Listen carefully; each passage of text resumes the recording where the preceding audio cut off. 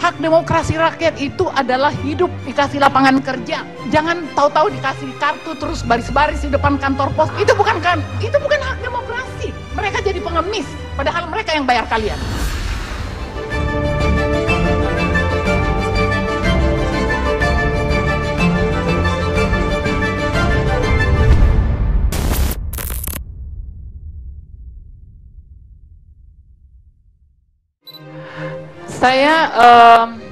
Saya pikir kita terlalu banyak lari dari temanya ya.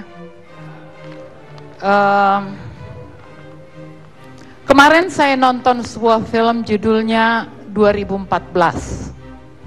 Malam ini saya kepengen betul bicara kepada seluruh lembaga yang sebenarnya punya fungsi mengelola negara. Dan saya mau meminta kepada mereka supaya nontonlah film itu. Judulnya 2014 dan segera saya rasa akan diputar. Bukan aku nggak punya kepentingan dengan film itu, tapi kita semua punya kepentingan, terutama para penyelenggara negara, supaya sadar bahwa rakyat itu bukan penonton. Kalian tuh digaji sama rakyat. Kalian itu harus melayani rakyat. Jangan bikin diskusi-diskusi aneh seperti ini, lalu rakyat nanti disuruh nunggu. Apa ini? Apa kita nggak punya malu? Tonton itu film supaya kalian bisa bercermin. Itulah Indonesia. Supaya kalian bisa nangis seperti rakyat nangis menunggu kalian berunding, bahas. Come on, mikirlah. Tuhan kasih kalian kesempatan memimpin, lakukan sesuatu yang baik. Jangan malah bela ini, bela itu. Mengerti apa? Anda mengerti politik itu sejak kapan? Ini politik brengsek. Aku bukan ahli politik, tapi aku punya common sense, aku punya sensitivitas, aku punya empati pada kehidupan. Karena yang kalian kelola itu adalah kehidupan rakyat Indonesia. Jadi jangan mencari-cari, datang ini anak lagi bawa laporan, kamu gak malu begitu? Aneh aja loh. Kalau kamu mau belajarlah, lihat apa yang terjadi pada bangsa ini. Saya sudah lama dengan teman-teman saya di gerakan, saya sudah lama mengatakan kita akan tiba pada titik ini. Ini titik paling konyol. Konyol, tidak berwibawa, kehilangan harkat, kehilangan harga diri. Itulah Indonesia sekarang. Buat aku, di sini ini negara sudah tidak punya kepala negara. Jangan manja-manja. Nggak ada kepala negara. Mana kepala negaranya? Mundar-mandir sana sini. Oh nggak usah, jangan dibilang ragu. Jangan. What? Emang kita tolol? Jangan kalian membuat ya seolah-olah bangsa ini atau negara ini tidak punya undang-undang dan aturan. Kalian mau berpolitik untuk merebut satu kedudukan, silahkan. Tapi begitu kalian jadi presiden atau DPR atau apa, buka itu semua politik. Buka. Dan jadilah pengabdi pada rakyat, pada bangsa, pada negara. Kalian tuh digaji. Rakyat loh yang gaji. Dan rakyat menonton kelakuan kalian. Do something. Aku buat, jangan-jangan Anda juga nggak tahu tuh kalau misalnya dari tadi ngomong konstitusi yang mana? Yang udah diacak-acak itu, yang udah jadi liberal itu, yang membuat kita makin miskin itu. Itukah konstitusi?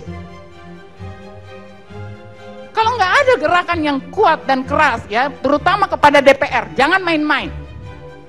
DPR itu juga, ini juga presiden ini aneh banget.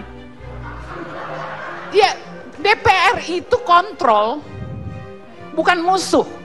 Jadi kalau DPR menegur, ya harus dia dengar. Jangan dibuat, ini kan suasananya semua politik, ya kan? Karena ketakutan politik. Tinggalkan politik. Sekarang zamannya bekerja. Udah jadi presiden, kerja. Jangan panggil-panggil apa saingannya Megawati lah. Kenapa nggak? Mana si Megawati? Coba. Loh, mana? Kan kita semua mendengar mulai dari media resmi Sampai ke warung kopi kita udah tahu bahwa kebingungan presiden kita ini karena ada partai-partai pengusung dan pendukungnya. Oke, sekarang kemana Megawati? Emang kita gaji Megawati buat nakut-nakutin Jokowi? Mana itu siapa? Surya Paloh. Ayo muncul ke permukaan, jangan berada di belakang. Jangan ini fitnah, jangan-jangan bukan Megawati yang nunggangin, memang jangan-jangan emang Jokowinya aja nggak bisa, ya kan? Jadi ngomong, ini negara milik kita bersama, bukan milik satu orang.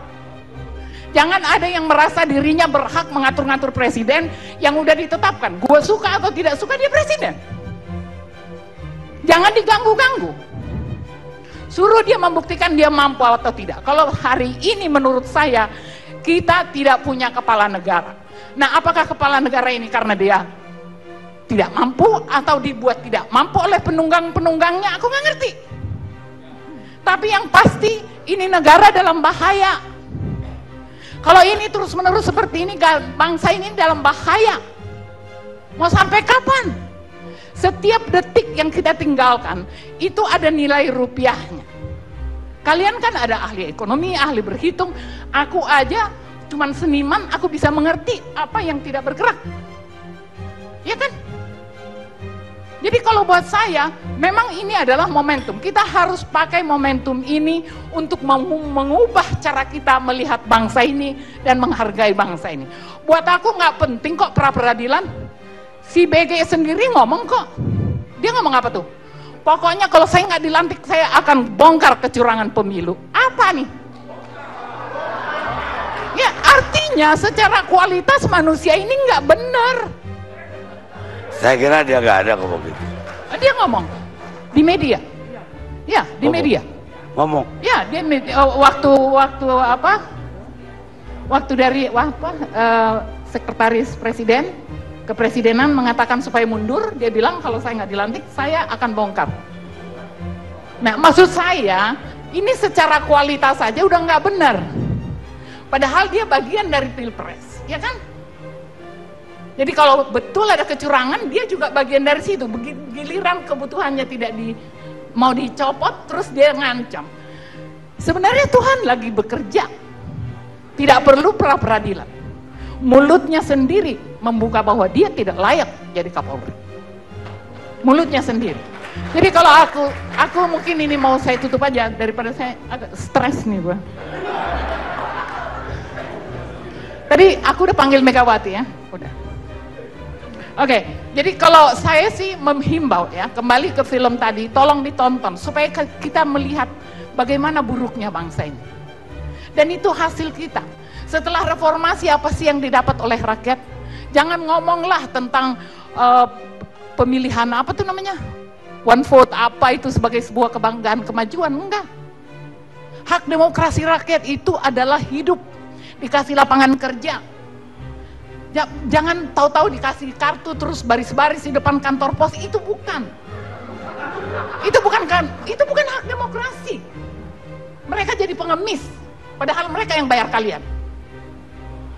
Itu yang terjadi. Jadi kalau buat aku ini harus ada revolusi. Itu kaum pergerakan tuh bergeraklah, jangan cuma ngancam-ngancam.